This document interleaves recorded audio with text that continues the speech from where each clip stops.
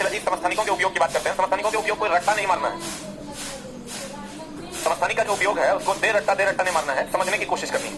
जैसे कार्बन 14 है, क्या है चला, कार्बन 14 है, तो इसका उपयोग हम लोग जीवाश्म की उम्र का पता लगाने के लिए करते हैं। बहुत दिनों से आप लोग पढ़ रहे हो, किसकी उम्र का पता? कार्बन 14 का उपयोग जीवाश्म की उम्र का पता लगाने के लिए किया जाता है। आज ये कोबाल्ट का उपयोग कैंसर के उपचार में, किसके उपचार में? आयरन का उपयोग एनीमिया रोग के उपचार में। ऐसे भी रक्त की कमी से ही ना एनीमिया होता है, और रक्त बनता है किससे? आयरन से। किससे बनता है? फिर आते हैं थोड़ा और आगे, तो सोडियम रक्त के थक्के का पता लगाने के लिए, रक्त के थक्के का पता लगाने का। आर्सेनिक ब्रेन ट्यूमर में, ब्रेन ट्यूमर के उपचार में। उसके बाद आ गया आयोडीन, किसके उपचार में? आयोडीन कमीशन 11 होता है, 11 के उपचार में। उसके बाद आ जाइए आप यूरेनियम, नाम सुने हैं? यूरेनियम हो जाएगा नाभिकीय रिएक्टर में, नाभिकीय रिएक्टर में यूरेनियम कहां प्रयोग होता है? कार्बन 14 जीवाश्म की उम्र का पता, cobalt cancer, iron, sodium, arsenic, iodine, uranium, नाभिकीय रिएक्टर ना। इतना तो आप वेल नोन है आपके लिए, अगर थोड़ा बहुत भी पढ़ाई से आपका जुड़ाव रहा होगा तो इसके बारे में आपको पता होगा। कार्बन के समस्थानिक का उपयोग जीवाश्म की उम्र का पता लगाने के लिए किया जाता है। किसके लिए किया जाता है?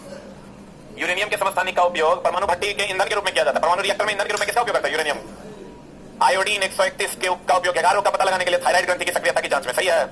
लोहे के समस्थानिक Fe26 का उपयोग किसके उपचार में? और आर्सेनिक के समस्थानिक आर्सेनिक 74 का उपयोग ब्रेन ट्यूमर का पता लगाने में। सही है। कोबाल्ट के समस्थानिक कोबाल्ट 60 का उपयोग कैंसर के उपचार में, क्योंकि ये कौन किरण छोड़ता है? गामा किरण। सोडियम के समस्थानिक सोडियम 24 का उपयोग रक्त के थक्के का पता लगाने के लिए। अल्प रक्तता यानी एनीमिया रोग या क्षय रोग की जांच में किसका? बताओ। अस्थि जब ये कह दिया, अस्थि में कैल्शियम होता है, फास्फोरस होता है। अस्थि में कैल्शियम भी होता है, तो अस्थि का में हड्डी में अगर हम बात करें, कैल्शियम फॉस्फेट होता है Ca3PO4 halt 2, Ca3PO4 halt 2, तो कैल्शियम फॉस्फेट होता है। जिसमें सबसे अधिक मात्रा में कैल्शियम होता है और उससे कम क्या होता है? फास्फोरस। अगर कह दे हड्डी में महत्तम मात्रा में क्या होता है, तो कैल्शियम मारेंगे। कैल्शियम नहीं रहेगा तो क्या मारेंगे? फास्फोरस। क्या मारेंगे? हाँ, फ्लोरीन है। हाँ ये सॉरी ये फ्लोरीन है। Fe होता है ना आयरन रे, फ्लोरीन है ये F59। तो कहते हैं चला E एक अलग तत्व है, समस्थानिक इसके बहुत सारे हैं। तो आप फ्लोरीन का 9 होता है तो उसके हिसाब से 18-19 होता है, लेकिन ये फ्लोरीन का समस्थानिक है। कहते हैं पौधों में उर्वरक के प्रभाव की जांच करने, ये सब नहीं पूछेगा, ये पूरा का पूरा खत्म, कभी नहीं पूछेगा। एक्स्ट्रा है बुक्स वगैरह में है, इसलिए हम दे दिया। इससे पहले का जितना है वो सब इंपॉर्टेंट है, वो तुमको सेट में मिलेगा, फिर भी देख लो। हाँ, इचला एटॉमिक वेट है तो उसके समस्थानिक का होता है। इचला कार्बन किधर गया?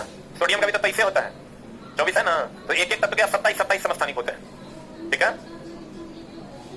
हाँ, एनीमिया में लोहा है, ये है नहीं है क्या? ये दोनों है चला। अल्प रक्तता और क्षय रोग की जांच में हम लोग इसका उपयोग करते हैं। एनीमिया रोग के उपचार में, एनीमिया में भी रक्त की कमी ही होती है। ठीक है। जैसे अब चला बच्चा के जांच करना है कि पेट में बच्चा है कि नहीं, तो उसके लिए अल्ट्रासाउंड थोड़ी जरूरी है। यूरिन से भी टेस्ट होता है कि पेट में बच्चा है कि नहीं है। एस्ट्रोजन और प्रोजेस्टेरोन की मात्रा बढ़ी हुई है, मतलब गर्भधारण हो चुका है। एक ही चीज का बहुत सारा टेस्ट होता है, एक चीज का केवल टेस्ट थोड़े है। आप बच्चे की जांच करवाने जाते हैं तो बच्चा 20 दिन का है, 30 दिन का है, तो पता चलेगा अल्ट्रासाउंड में? नहीं पता चलेगा। तो उसके लिए हम लोग अलग टेस्ट, बीटा HCG टेस्ट है, वगैरह वगैरह टेस्ट है जो हम लोग करके पता लगाते हैं। एक ही चीज के अलग अलग टेस्ट होते हैं। फिर आते हैं चला, हाँ, सबसे अधिक समस्थानिक किसके हैं? कितने कितने? और कहते हैं न्यूट्रॉन की संख्या बदलने से समस्थानिक क्या हो जाता है? बदल। पिछले क्लास में आपको पढ़ाए थे कि समस्थानिकों में क्या अलग होता है। क्या अलग होता है? न्यूट्रॉन क्या अलग होता है? याद कीजिए, आपको बताया था कार्बन 6 12 है, कार्बन 6 14 है, यहाँ न्यूट्रॉन की संख्या 6 है, यहाँ न्यूट्रॉन की संख्या 8। सही है। समस्थानिक को की रासायनिक विशेषता क्या होती है? दोनों कार्बन कार्बन है, रासायनिक गुण समान के अलग अलग। अब 12 14 है तो भौतिक गुण क्या होगा? परंतु परमाणु द्रव्यमान अलग अलग होता है। इसी को बढ़ा लो, अर्थात भौतिक गुण अलग अलग होता है। अर्थात भौतिक गुण अलग अलग होता है।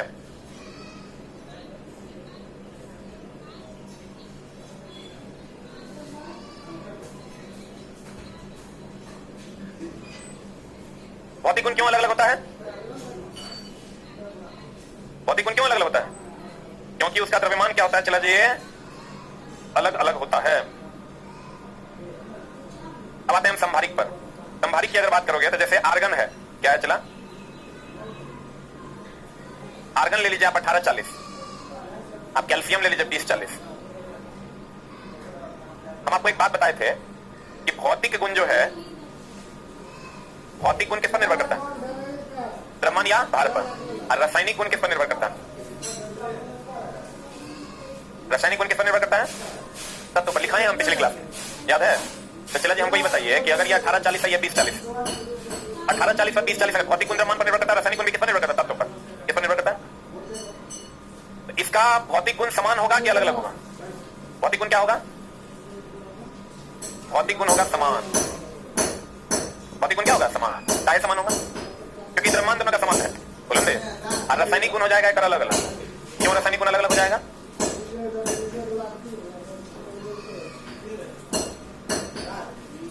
रासायनिक गुण क्या हो जाएगा? चला जी अलग अलग। एक्सक्यूज मी, वो कॉल आ रहा है बड़ा इंपॉर्टेंट, बाबूजी का कॉल है। पापा कॉल करते हैं तो दिल थक थक करने लगता है, क्योंकि वो 3 महीना पे कॉल करेंगे, लेकिन जब कॉल करेंगे कोई बवंडर होगा, कुछ हो गया होगा या कोई बहुत बड़ा बात। हेलो, हाँ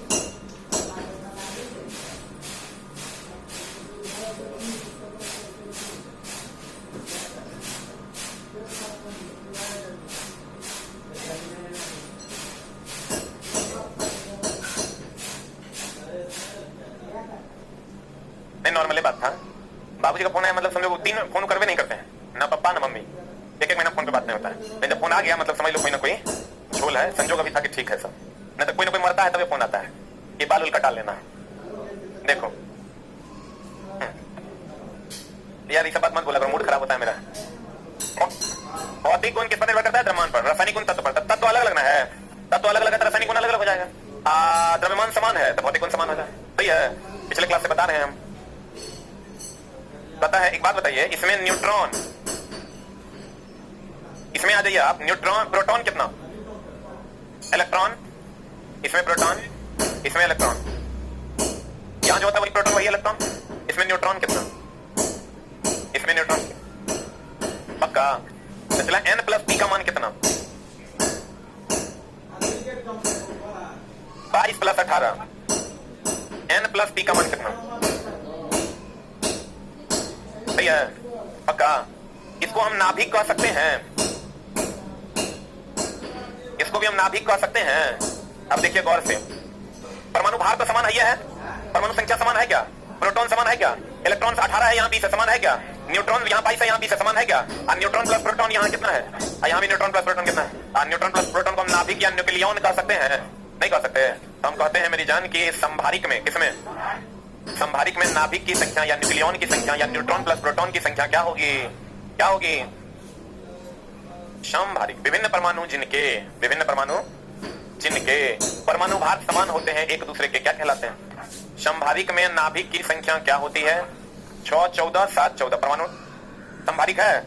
40, 40 संभारिक है। सम न्यूट्रॉनिक, सम न्यूट्रॉनिक में न्यूट्रॉन समान होगा, ये बहुत बड़ा इशू नहीं है इसका। 6, 14 कितना न्यूट्रॉन? इसमें न्यूट्रॉन कितना? इसमें न्यूट्रॉन कितना? इसमें न्यूट्रॉन कितना होगा? बोलो। इसमें न्यूट्रॉन 8, इसमें न्यूट्रॉन 8, इसमें न्यूट्रॉन 16, इसमें न्यूट्रॉन कितना? 16। सही है। इसमें न्यूट्रॉन कितना? इसमें भी तो सम न्यूट्रॉन, सम मतलब बराबर, न्यूट्रॉन मतलब न्यूट्रॉन की संख्या, तो सम न्यूट्रॉनिक में न्यूट्रॉन की संख्या बराबर होगी। अब देखिए आइसो इलेक्ट्रॉनिक या सम इलेक्ट्रॉनिक, सम मतलब बराबर, इलेक्ट्रॉनिक मतलब इलेक्ट्रॉन, सम मतलब बराबर, इलेक्ट्रॉनिक मतलब इलेक्ट्रॉन।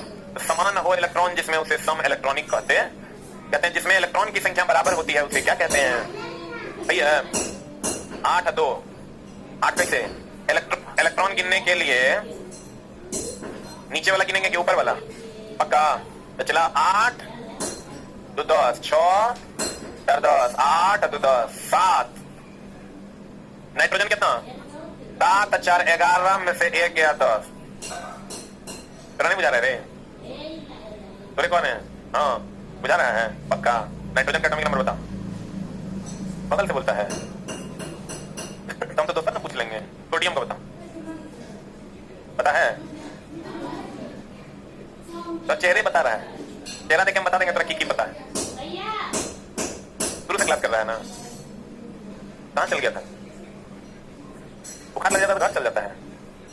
डेंगू हो गया था? हाँ माने छोटा झूठ बोलेगा कितना तेज है देखो ना। पूछ रहा है बीमारी का नाम क्या है तो बचना है। डेंगू हुआ था पक्का? जब रिपोर्ट कर ला के दिखाएगा, मोबाइल में फोटो खिंचा होगा ना? हाँ भाई, तो बड़ा समस्या है। चेहरा बता देता है चला कि एक बुझा रहा है कि एक बाउंसर हो रहा है, ठीक ना? पूछने के लिए एक बात आप जान लीजिए, पैसा देके आप कहिएगा कि हम इसके जाकर 10,000 5,000 दे देंगे, नौकरी ले लेंगे, कुछ नहीं होना। इस भ्रम में मत रहना। हमारे पास रेगुलर क्लास कीजिएगा ना, सभी बीमारियों को त्याग करके, घर परिवार सब त्याग करके, तभी आप सीख पाइए। हम तो चला रुकेंगे नहीं, हम रुक सकते हैं क्या? कोई आए नहीं आए, एक आध को मर जाए, हम रुक नहीं सकते। एक आध में चली हो जाएगा तो हम नहीं रुकेंगे, हम चलते, जब तक हम जिंदा हैं हम चलते जाएंगे।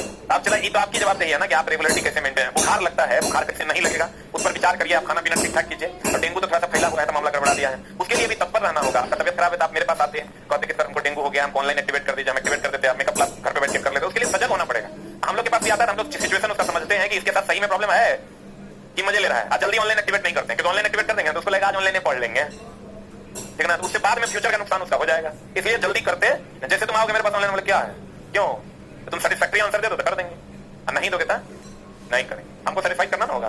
तो इसलिए चला जी, आप बीमार पड़ जाते हैं या बहुत भयानक प्रॉब्लम है तो आप अपना मेडिकल वो लेके आइए, क्या कहते हैं उसको यार, लेके आइए, हम एक्टिवेट कर देंगे। घर पे बैठे मेकअप कर लीजिए, लेकिन नहीं कीजिएगा मामला हो जाएगा गड़बड़। देखो चला, कहते हैं Mg++, Mg++ 12 2 गया 10, सही है? तो एकरों ने पता है, बताओ सोडियम का एटॉमिक नंबर पक्का? तो चेहरे इसने की देखो, आइसोडाइफर। ये आइसोडाइफर क्या होता है चला? आइसोडाइफर होता है ना कि दो तत्व का n-p का जो मान होता है ना, इसका मान चला वो समान होता है। देखिए इसका न्यूट्रॉन निकालेगा 234 - 90 बराबर 144 होगा। इसका न्यूट्रॉन 238 - 92 बराबर 146 होगा। यहाँ आइएगा, प्रोटॉन कितना है? n-p निकालिएगा तो हो जाएगा 54। यहाँ पर n-p निकालिएगा तो हो जाएगा 54। बोलो हाँ या ना? तो चला, इसका कहने का मतलब ये है कि n-p का मान अगर 54, यहाँ भी n-p का मान कितना है? 54 है। तो ये आइसोडाइफर है, क्योंकि आइसोडाइफर में कहता है वैसे दो या दो से अधिक पदार्थ जिसमें न्यूट्रॉन तथा प्रोटॉन का अंतर क्या होता है? न्यूट्रॉन और प्रोटॉन का अंतर क्या होता है? समान। अब आते हैं, यहाँ अणु है क्या रे? हाँ नाभिक, हाँ समान होगा नहीं? समान कैसे हो जाएगा? अरे छोटा, तुम गंगा नहा के आया करो सप्ताह में एक दिन। नाभिक मतलब n-p होता है कि n+p होता है?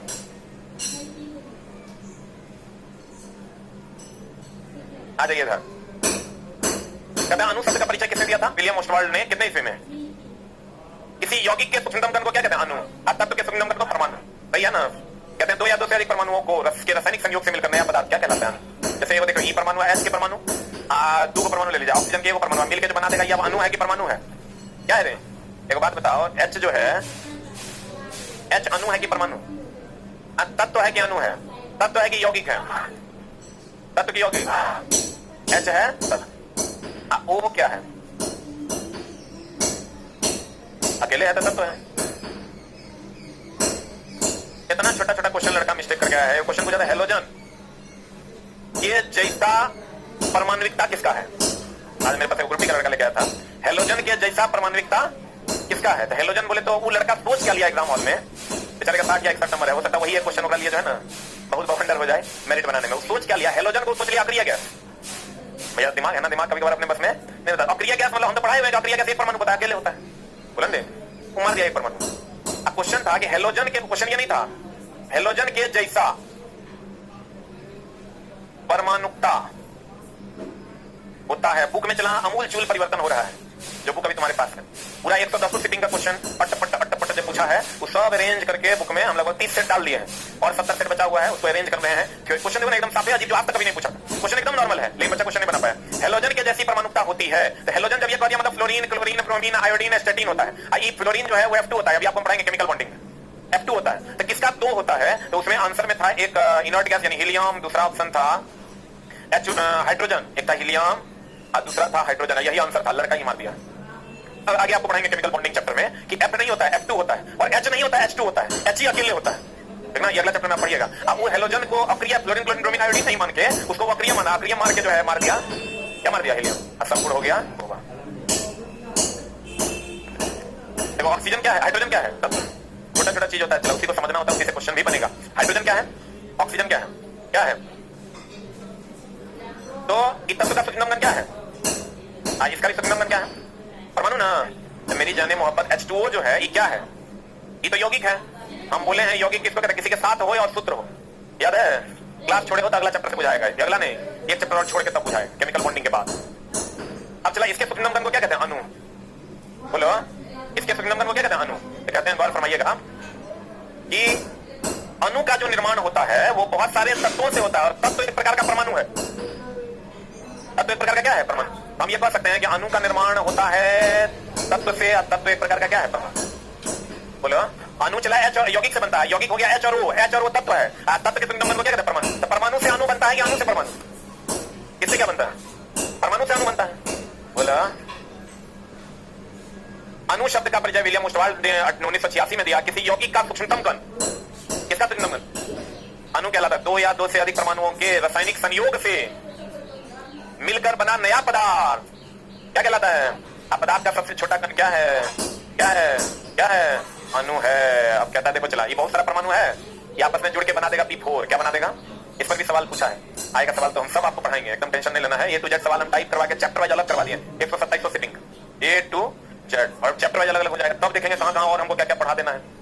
अणु दो प्रकार के होते हैं, एक समांगी, एक होता है विसमांगी। समांगी मतलब देखिए देखने से लक्षण बुझा रहा है HH, ये चला उधर से उठ के आ गया।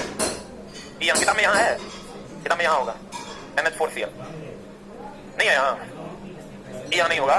अब देखिए चला सम अणु में HHNNOO, लेकिन विषम अणु में देखो H और O, Na और Cl, NH और Cl, मतलब समझिए क्या होगा? सम अणु विषम।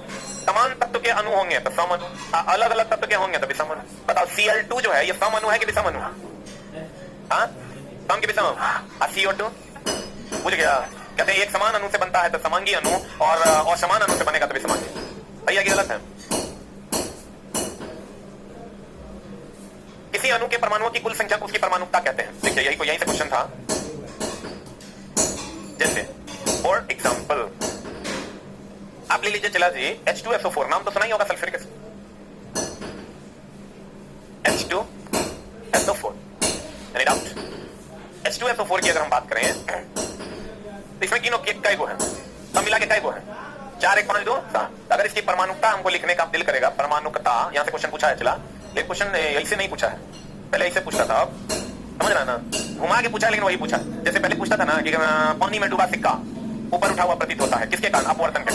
लड़का मार भी देता था। अब क्वेश्चन पूछ रहा है तरन ताल में डूबा हुआ सिक्का ऊपर उठा प्रतीत होता है। अब लड़का तरन ताल का मतलब नहीं समझता है तो नहीं बना पाएगा। तरन ताल का मतलब कुआं होता है। तरन ताल का मतलब क्या होता है? कुआं। तो कुआं होता है मतलब, तो कुआं में डूबा हुआ सिक्का ऊपर उठा हुआ दिखाई देता है, अपवर्तन है। बोलन दे। पिछली बार एनटीपीसी में पूछा था डायलाइजर का क्या काम है, तो लड़का तो डायलिसिस जानता है। डायलिसिस जानता है कि जिससे कृत्रिम विधि द्वारा रक्त को शुद्ध किया जाता है उसे डायलाइजर के डायलिसिस कहते हैं।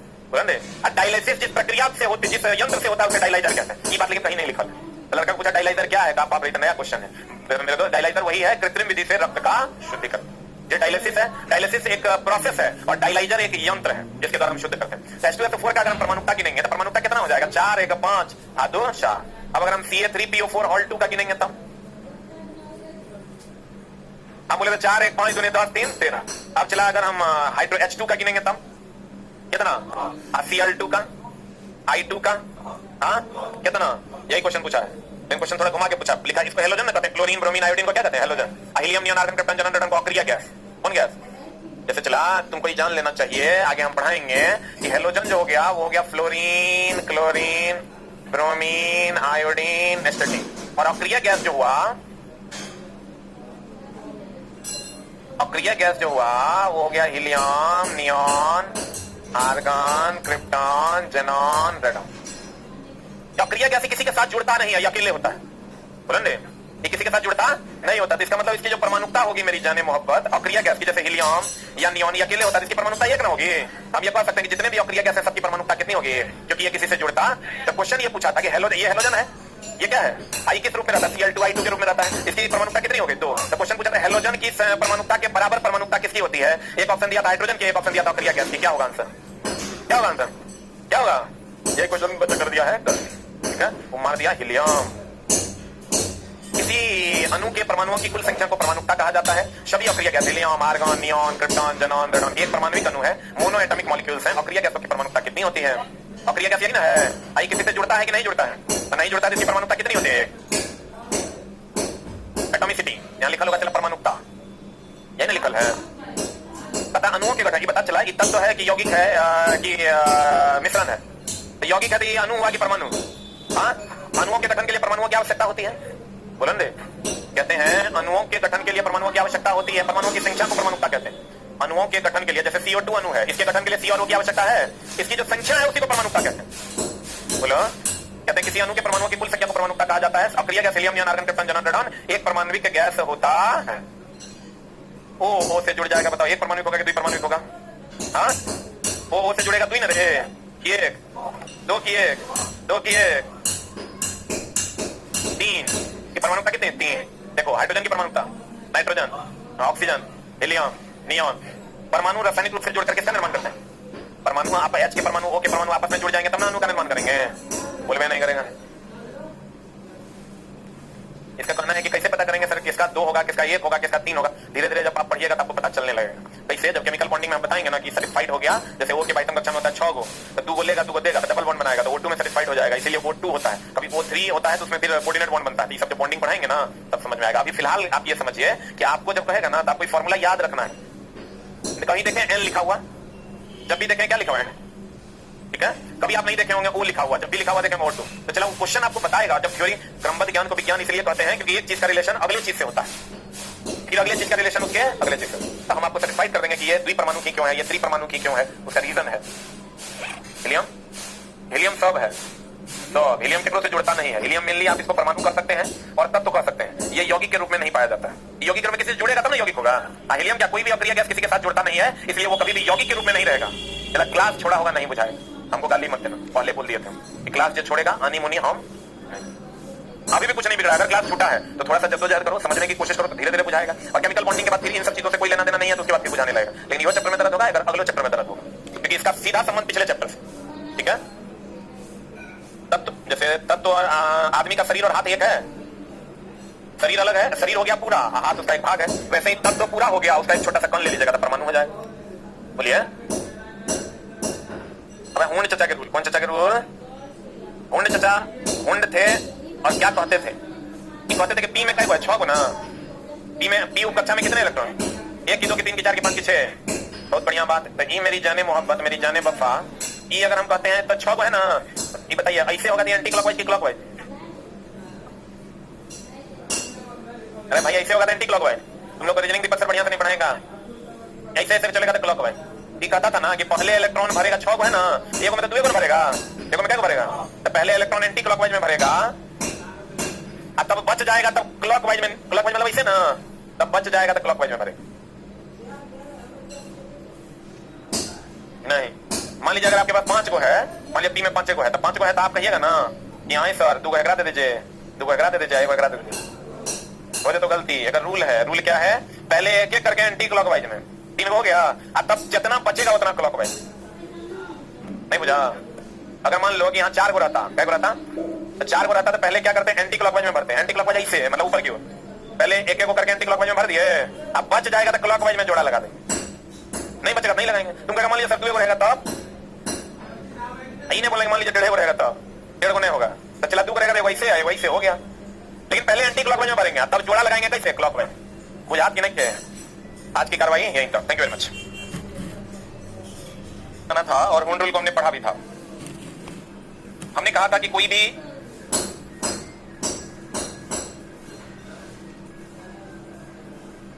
अगर इलेक्ट्रॉन को कक्षक में भरना है, कहां भरना है? तो पहले एंटी क्लॉकवाइज की पहले क्लॉकवाइज। अगर मान लीजिए कि पी कक्षा में या एस या डी में इलेक्ट्रॉन की संख्या मान लीजिए 10 है, कितनी है? 10 होता भी है। तो अगर हमको 10 है और आपको पता है इसमें टोटल नंबर ऑफ वो 5 है, तो पहले इसको भरेंगे हम लोग कैसे? Anti clockwise. 1 2 3 4 5 पहले कैसे भरेंगे इसको? Anti clockwise. और जब ये एंटी क्लॉकवाइज में हो जाएगा तब इसको कैसे भरेंगे? क्लॉकवाइज में भरेंगे। सही है कि गलत है? सही है ना? तो अगर एंटी क्लॉकवाइज में पहले भरते हैं और बाद में क्लॉकवाइज में भरेंगे, यही रूल था। किसका? हुंड का। किसका? आपको क्वेश्चन कैसे पूछेगा? कहेगा हुंड रूल के अनुसार, हुंड रूल्स के अनुसार पहला ऐसा दे देगा, दूसरा ऐसा दे देगा,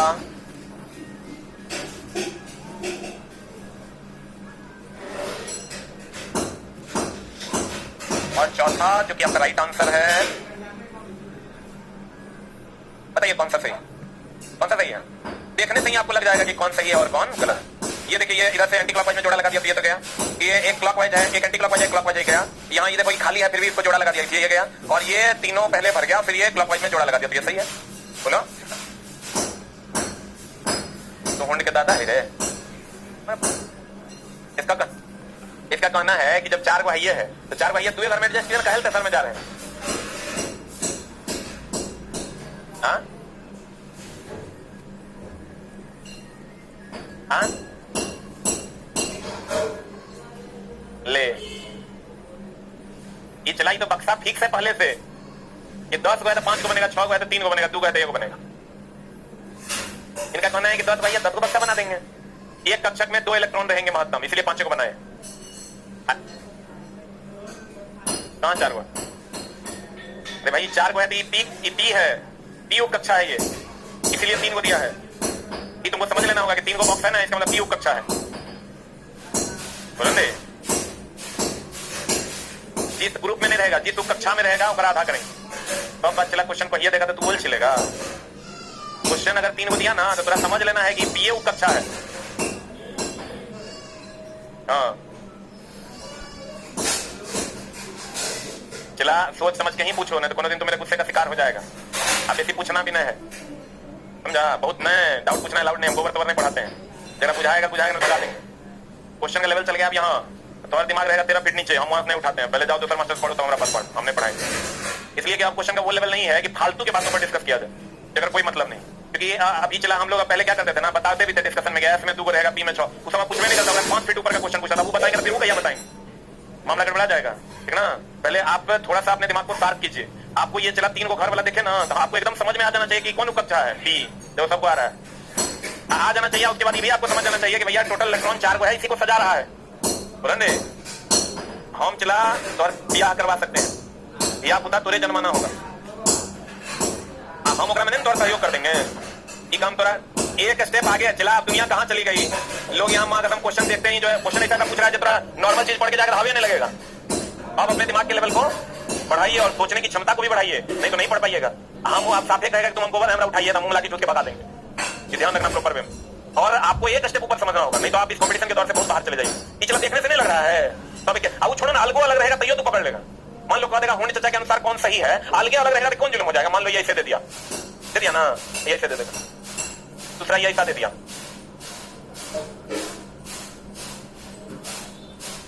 तीसरा देखो सबको पता चल रहा होगा, जो भी पढ़ने वाला बच्चा होगा उसको एकदम पता चल रहा होगा क्या सही है क्या गलत है। गलत है ये वो डब्बा की 2 डब्बा की 3 डब्बा की फर्क पड़ता है, लेकिन डब्बा ये बात फिक्स है कि या तो ये होगा, ना तो 3 होगा, ना तो 5 होगा, ना तो 7 हो। बुझा रहा है? क्योंकि एस में इलेक्ट्रॉन की संख्या 2 है, पी में 9 है, डी में 10 है और एफ में 14 है। एक और एक डब्बा कदा डब्बा है रे बक्सा, कदा बक्सा ले पढ़ा। अरे बाप रे बाप, आज चला मत समझना कितना बड़ा बैच हम पहली बार पढ़ा रहे हैं। हमारे भारत दिन में जितना बैच है इतने बड़ा है, ठीक ना। सन 1956 से पढ़ा रहे हैं। बाप रे बाप, आप लोग 2018 में जगह नौकरी हुआ होगा, पूछना कहीं पर अगर ईटा था ना, में छेद था तो में आंख हुआ करता था। अभी तो तुम 3rd फ्लोर पे पढ़ा रहे, 3rd फ्लोर पे पढ़ रहा है। वो जमाना था जब 3rd पे पढ़ाते 10 सेकंड पे लोग सुनता था खाली, अब तो यूट्यूब का जमाना आ गया। 2nd पे लोग खाली सुनता था, सही ने भागता था। तो ये नहीं है कि पहला बैच में बड़का पढ़ा रहे हैं। अब बक्सा डिबा नहीं करो, ठीक ना, तो मामला गड़बड़ा जाएगा। अरे चौड़ malo कहते हैं मेन समस्या के पीछे पूरा कुकर्म किया है। अब ओकरा अंदर जाऊंगी माल डाकू से सीधा गौतम बुद्ध बनने का सपना जाग चुका है, अब वो हमारा पास कर देगा। तो कहते एकरा में क्या डब्बा 3 को ना, एकरा में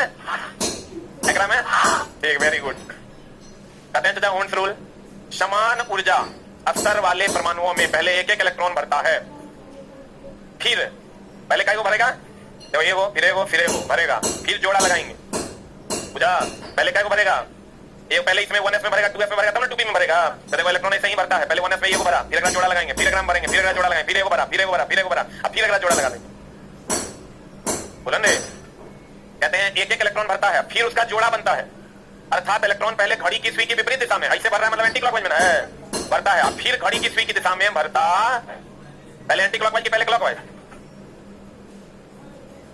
देखो ई चला, ये सही है कि गलत है, आइए देखने सही लग रहा है। यहां आओगे देखो तो ये सही है, 1s में पहले भरेगा, फिर 2s में भरेगा, फिर 2p में भरेगा, फिर 3s में बच गया तो भरेगा। क्लोरीन 17 है, पहले 1s में भरेगा, फिर 2s में भरेगा, फिर 2p में भरेगा, फिर 3s में भरेगा, फिर 3p में भरेगा। सही है, यही तो है। क्वांटम नंबर, कौन नंबर चला? देखो क्वांटम नंबर 4 प्रकार के होते हैं। कितने प्रकार के होते हैं क्वांटम नंबर? कितने प्रकार के होते हैं क्वांटम नंबर? कितने प्रकार के होते हैं क्वांटम नंबर? 4। इससे क्वेश्चंस नहीं पूछे जाते हैं कभी कभार, कभी कभार अगर पूछेगा तो जब हम लिख रहे हैं वही पूछे। क्या पूछेगा? मुख्य क्वांटम नंबर 4 प्रकार के। ये क्या है? कक्षा, उपकक्षा, कक्षक और कक्षक में उपस्थित इलेक्ट्रॉन को दर्शाता है। किसको किसको दर्शाता है? कक्षा, उपकक्षा, कक्षक, कक्षक में उपस्थित इलेक्ट्रॉन। पूरे से क्लास किया है ना? कक्षा, उपकक्षा, कक्षक, कक्षक में उपस्थित इलेक्ट्रॉन। तो देखो ये दर्शाता है कक्षा को, कक्षा को सेल या ऑर्बिट कहते हैं। ये दर्शाता है उपकक्षा को,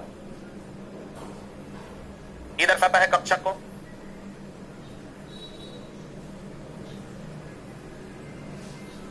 कक्षक में उपस्थित इलेक्ट्रॉन के चक्रण को।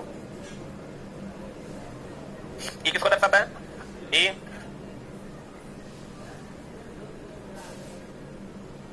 भैया क्या समझा? ये किसको दर्शाता है? चक्रण समझता है? इसी को चक्रण कहते हैं। इसी को क्या कहते हैं? तो चक्रण हो गया, वो इधर आएगा इधर। तो चला ये जो चक्रण है, इसको अगर हम प्लस हाफ मानते हैं, इसको क्या मानेंगे? Minus half.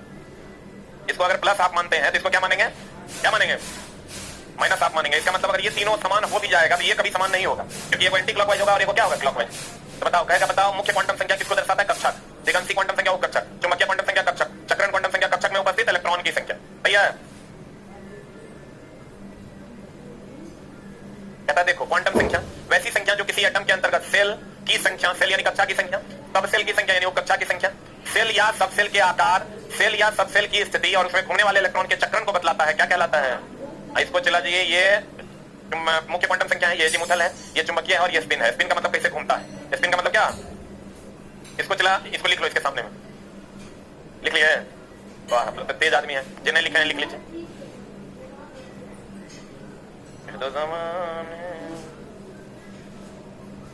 हो गया? जी आप लोग मोबाइल की लत को छोड़िए, बड़ा भयानक लाम तो पीछे से आते हैं, देखते हैं सबको धाए धाए स्लाइड कर रहा है A to Z। जब तक आप अपने टारगेट की लत नहीं डालिए ना। एक बात बताओ, चला कभी तुम दारू पिए हो? दारू नहीं पिए हो? कल लो पिया है?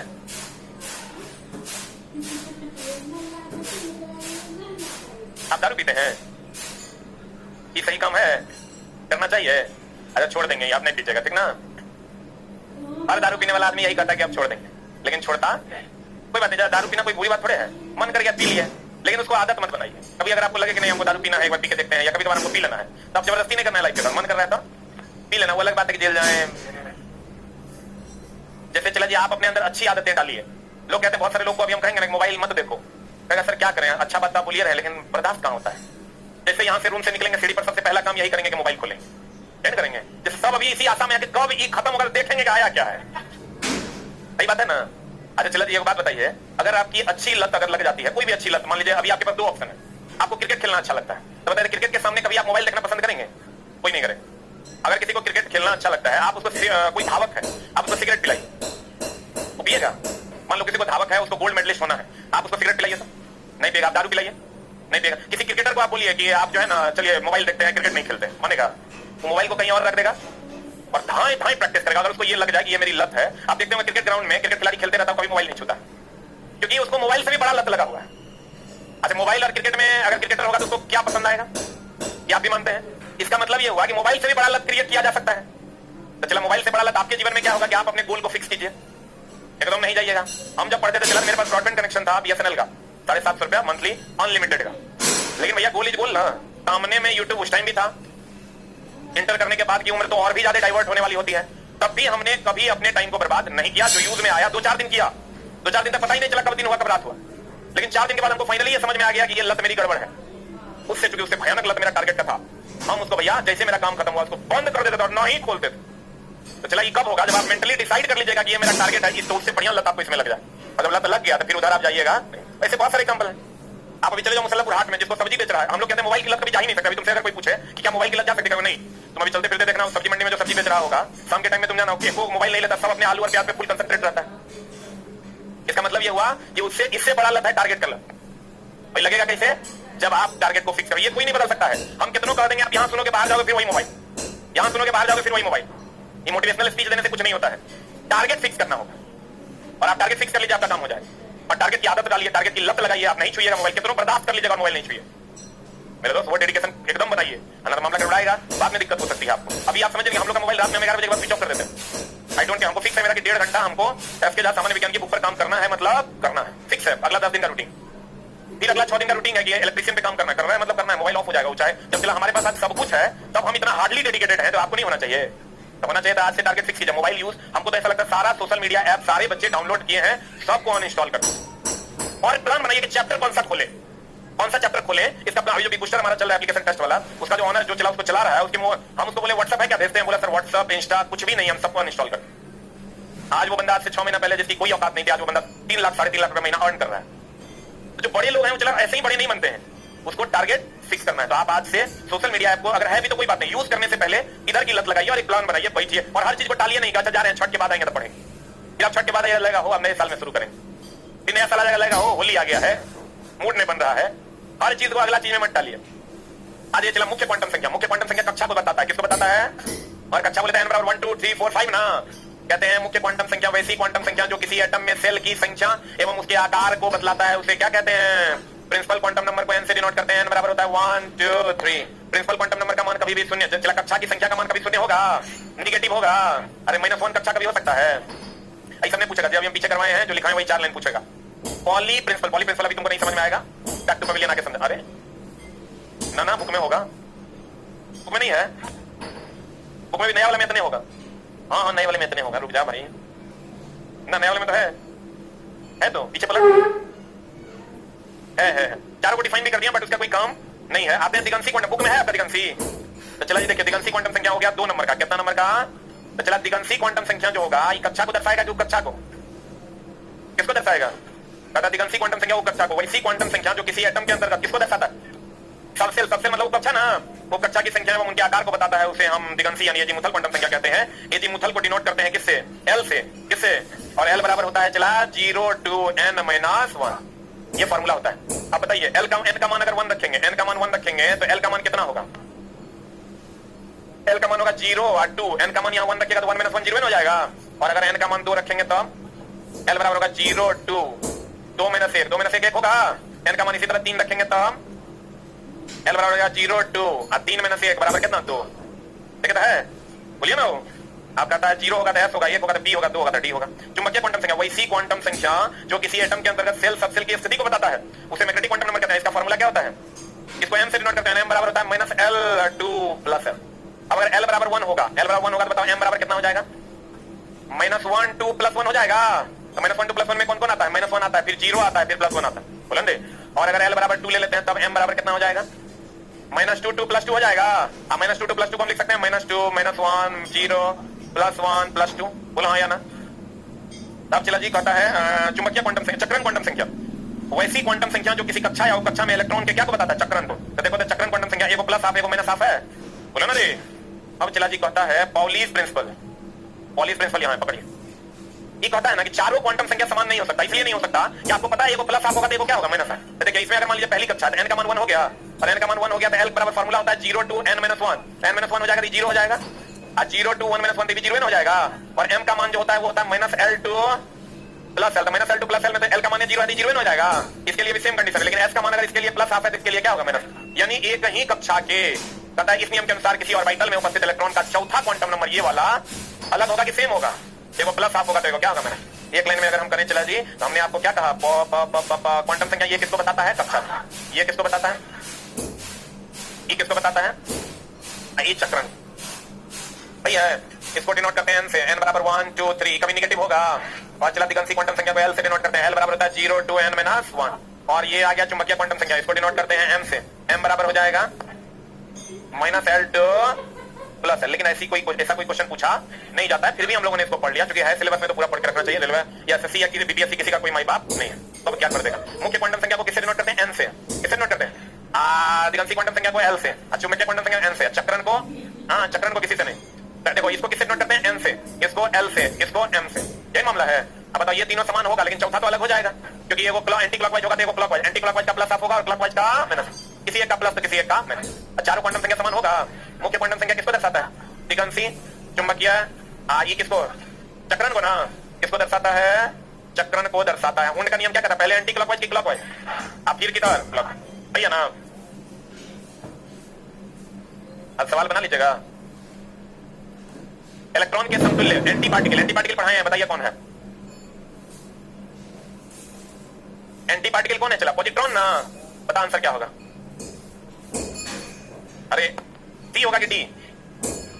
पता है क्वेश्चन, इलेक्ट्रॉन के समतुल्य प्रतिद्रव्य कणों को कहा जाता है पॉजिट्रॉन, और यह घटना क्या है? Anti electron. इसको हम एंटी इलेक्ट्रॉन भी कहते हैं। ये चला एंटी है ना इलेक्ट्रॉन का, और ये जब दोनों आपस में मिल जाएगा तो उदासीनीकरण। इलेक्ट्रॉन की खोज किसने की? निम्नलिखित में से किन कणों में सकारात्मक, सकारात्मक मतलब पॉजिटिव किसमें होता है? बना लीजिएगा। जिन उपपरमाणु कणों में सामान्य उपपरमाणु कणों के विपरीत गुण होते हैं उन्हें किस नाम से जाना जाता है? उन्हें किस नाम से जाना जाता है? यहाँ कुछ लोग पॉजिट्रॉन भी मार देंगे। आंसर बता क्या होगा?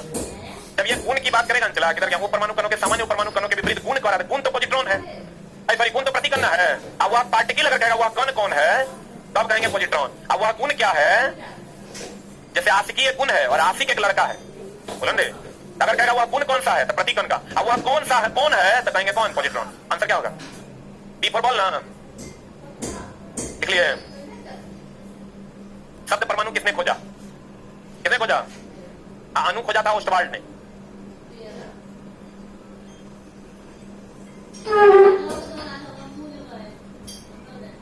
बना लीजिएगा क्वेश्चन, तो कल सारा बना के आइए, जहां डाउट होगा हम बता देंगे और नेक्स्ट चैप्टर स्टार्ट करें, ठीक है?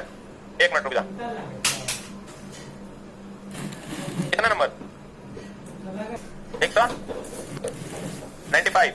अरे छोटा जोड़ के दूसरे भागा दो ना। और सब कैसे निकालते हैं? बताए भी थे यार, नहीं बोले थे दोनों को जोड़ के भागा दे देंगे दूसरे। छोटा सा पड़ेगा तब ना। क्लोरीन 17 अब 35 ऐसे लिखा हुआ है। अब क्लोरीन 17 37, इसका औसत भार निकालोगे, दोनों को जोड़ के दूसरे भागा दे दो। बोलो ने 35 दूनी 70 दो 72, 72 के आधा कितना हो जाएगा? 95 नंबर है। 35 और 37 तो 72 हो गया, 72 के आधा हो गया 36। 36 ऑप्शन में है क्या? नहीं है तो उसे जस्ट सटा हुआ कौन है? वही उत्तर हो जाएगा। 113 पानी का, बाप रे, पानी के एक अणु का द्रव्यमान कितना? H2O 18, तो 5 अणु का कितना? 90 है। बताओ समस्या, एक एक लाइन का सवाल है, बोले ना जल्दी। 137 ये पूछेगा, खड़ा हो जाएगा, पूछेगा क्या पूछा है? Stand up. 137 अब बताइए, अगर आप पूछ रहे हैं तो आप दुराचारी मनुष्य है। 137 कह रहा है x चतुर्थ संयोजक है, मतलब इसकी संयोजकता कितनी है? 4। अब y है 2 संयोजित है, इन दो तत्वों के द्वारा बनाई होगी। संयोजकता का इंटरचेंज ना होता है, तो x पर चढ़ेगा y की संयोजकता। ये एटॉमिक स्ट्रक्चर का क्वेश्चन है, एटॉमिक स्ट्रक्चर चैप्टर का क्वेश्चन है। x पर चढ़ेगा y की संयोजकता, y पर चढ़ेगा x की संयोजकता, तो 2 दूनी 4 ना, काट दोगे अनुपात में 2 दूनी 4 x y 2 हो जाएगा। आंसर बोले नहीं बताए हैं आंसर। अब बोलो नेक्स्ट, जब पूछेगा खड़े हो जाएगा, जल्दी बोल, पता तो चले कि क्यों पूछ रहा है। 139 कोई पूछ रहा है, दिया गया प्रतीक डैश तत्व का प्रतिनिधित्व करता है, बताओ ये वो कक्षा किसमें होता है? चला नाभिक है, इसके चारों तरफ ये वो कक्षा, हाइड्रोजन में होता है रे। आंसर और बोलो। ये 77 किसका है? चलो आगे देख लेते हैं। 77 निम्नलिखित में से किस तत्व के भार की तुलना में एक मूल विशेषता माना जाता है? क्वेश्चन, निम्नलिखित में से किसे एक तत्व के भार की तुलना में एक मूल विशेषता माना? मूल विशेषता परमाणु संख्या का ही होता है, क्योंकि मोसले ने जो पीरियोडिक टेबल सजाया है वो परमाणु संख्या के आधार पर सजाया है, ठीक है? इसलिए किसी भी पीरियोडिक टेबल में किसी भी तत्व की मूल विशेषता परमाणु संख्या या क्रमांक है। लिख लो एक लाइन। 77 नंबर क्वेश्चन में एटॉमिक स्ट्रक्चर 77 नंबर क्वेश्चन लिखेगा, किसी भी तत्व का, प्रिंस क्वेश्चन बनवा लो, किसी भी तत्व का मूल विशेषता परमाणु संख्या होता है, क्योंकि आधुनिक आवर्त सारणी परमाणु संख्या के आधार पर है। क्योंकि आधुनिक आवर्त सारणी परमाणु संख्या के आधार पर है, क्योंकि आधुनिक आवर्त सारणी किसके आधार पर है? अब बोलिए नेक्स्ट, बोलिए। 118 भाई का ई में क्या है? द्रव्यमान निकाल लेना है। दिए हुए छोटे का द्रव्यमान हम भी निकाल के बताए हैं, आप भी निकाल लीजिए। द्रव्यमान निकालना है। कैल्शियम कितना? 40 प्लस 2 गुना ऑक्सीजन हो गया 16 प्लस ए कितना हो जाएगा? 17 दूनी 34 40 नहीं है क्या आंसर? आंसर में डी है भाई।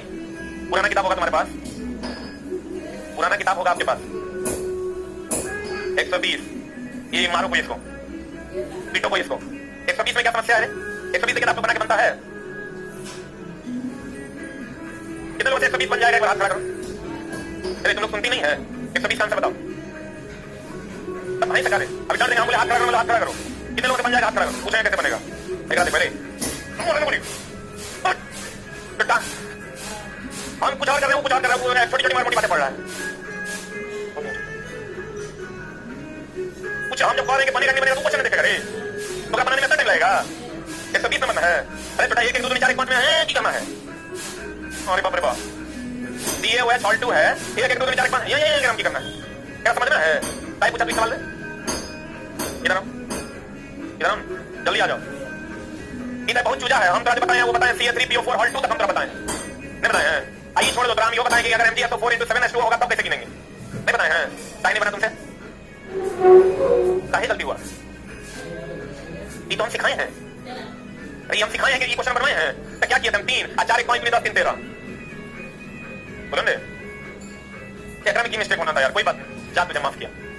ये चला देखो, आपको ये समझना होगा कि आप कंपटीशन के लेवल पर गया है, तो आपको भी अपना लेवल बढ़ाना पड़ेगा और पढ़े हुए लेवल के साथ सोचना पड़ेगा। हम ये सब छोटा-मोटा क्वेश्चन नहीं बता सकते, इस लेवल का क्वेश्चन आपसे बनना चाहिए, नहीं बनना गलत है। जब हम आपको ये बता दिए, जब हम आपको ये बता दिए, हम यहां से शुरू किए थे हाइड्रोजन में होगा, तो फिर ये भी बताएं, तब ये भी बताएं, आपसे नहीं बनना चाहिए, नहीं बनना चाहिए, गलत है, एकदम सरासर अन्याय है। नेक्स्ट बोलो 127 धन आवेशित तत्व किसे कहेंगे? जो बाइटम कक्षा में 1 2 3 होगा वही ना त्याग करेगा। देखो ना कितना बाइटम कक्षा में 1 2 3 है, देखो ये नंबर तो गलत है, क्योंकि पहली कक्षा में 0 इलेक्ट्रॉन कभी होगा। सी नंबर गलत है, बाइटम कक्षा में कभी 0 इलेक्ट्रॉन होगा। देखिए बच्चा आप कहोगे बी नंबर, तो बी नंबर में 4 3 2 कभी सुने हो? देखिए बच्चा 1 2 या 3, अच्छा ये तो डायरेक्ट चल रहा है। अरे दुष्ट धन आवेशित तत्व की संयोजकता, धन आवेशित क्या होगा? जगह बाइटम कक्षा में 1 2 3 इलेक्ट्रॉन होगा, यानी जगह संयोजी इलेक्ट्रॉन 1 2 3 होगा, संयोजी इलेक्ट्रॉन 1 2 3 होगा, संयोजकता भी 1 2 3 होगा, तो जगह संयोजकता 1 2 3 होगा, क्या करेगा? क्या करेगा तो धन आवेशित होगा, इस आधार पर आंसर डी हो जाएगा। बोलो अरे भाई, संयोजकता बराबर संयोजी इलेक्ट्रॉन होता है, त्याग कौन करेगा? जगह बाइटम कक्षा में कितना इलेक्ट्रॉन होगा? 1 2 3 4 बोलो ने, तो भैया अगर 1 2 3 4 में त्याग करेगा, त्याग करेगा तो संयोजी इलेक्ट्रॉन बराबर संयोजकता होगा, क्या में से घटाएंगे? संयोजी इलेक्ट्रॉन बराबर संयोजकता होगा, इसका मतलब अगर 1 2 3 4 होगा तो वो त्याग करेगा, ग्रहण करेगा, अब त्याग करेगा मतलब प्लस की माइनस आंसर कूलर का है, वही सेट करके गया है ना, विजय सर बोलो ना, वो सेट बनाने के लिए वही बनाए हैं। हाँ ठीक, ओके, हाँ हाँ बोलो, अब प्रिंट में मत लेना, हमारे तब बोलो ना, चला इसको और ज्यादा क्लियर करेंगे अगले चैप्टर में, केमिकल बॉन्डिंग चैप्टर। बोलो नेक्स्ट 107 बोलो ने 107 परमाणु रासायनिक रूप से जुड़कर बनाते हैं, क्या बनाते हैं? आंसर जैसे चलाई नहीं बताए हैं कि H और O है, तो परमाणु रासायनिक रूप से जुड़कर एक अणु का निर्माण करते हैं, ठीक है। हाँ, तो परमाणुओं से मिलकर फिर यौगिक बना, यौगिक के संगम को क्या कहते हैं? अणु कहते हैं। जब गर्व की बात आएगी तो बच्चे की बात आएगी, और जब दिमाग की बात आएगी तो सोचने की बात आएगी। कभी गर्व से सोचा जा सकता है क्या?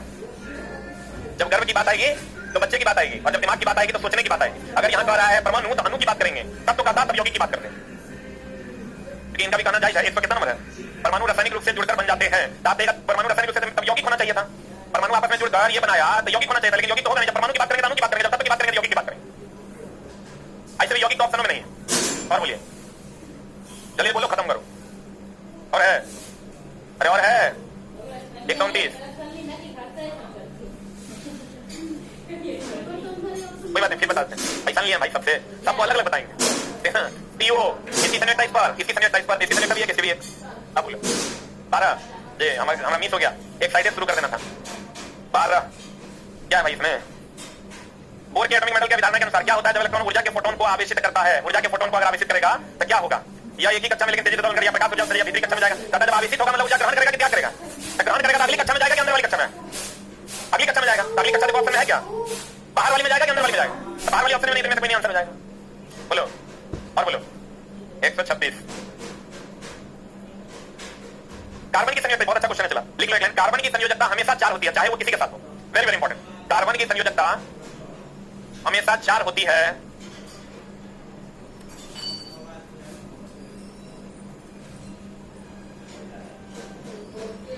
चाहे वो किसी के साथ हो।